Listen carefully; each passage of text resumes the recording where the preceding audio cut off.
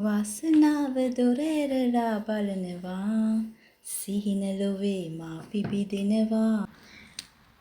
ඉතින් ඔයත් අත් දෙක බැඳගෙන නිකන් ඉන්න කෙනෙක්ද? කවදා හරි මගේ වාසනාව මට හම්බ වෙයි.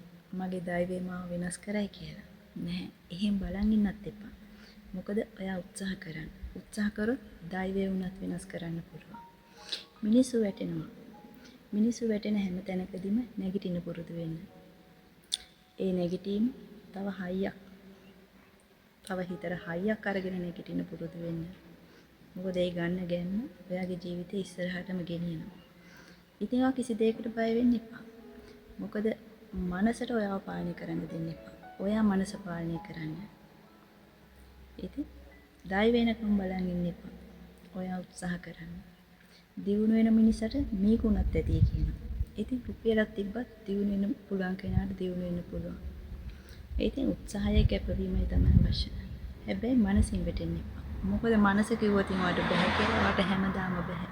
ඒකින්ද ඔයා මනස පාලනය කරන්න. මනසට ඔයාව පාලනය කරන්න දෙන්න එපා. එහෙනම් ගිහින් ඉන්න. බයි.